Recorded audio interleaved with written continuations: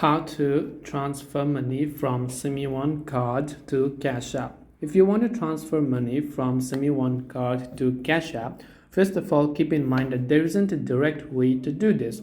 However, it is not impossible. What you can basically do is you can open Cash App and make sure to add a linked bank account to Cash App. That same bank account you want to actually use it when you're using on Smione card. So add that to your bank account and link them. So it's not a supported feature, but you can just indirectly transfer money from your Smione card to Cash App account. If your Smione card allows transfers to your bank account, you can transfer the funds from your Smione card to your linked bank account. Once the funds are in the bank account, you can then add your bank account to Cash App and transfer the money from your bank account to your Cash App. Now, some third-party services may allow you to transfer funds from your Smione card to Cash App. However, you should be cautious when using third-party services and ensure they are reputable and secure. Also, if possible, you can withdraw cash from your Smione card at an ATM and then deposit the cash into your bank account. Afterward, you can transfer the funds from your bank account to Cash App. So, hope this video helped you. If you have any questions, feel free to leave them down.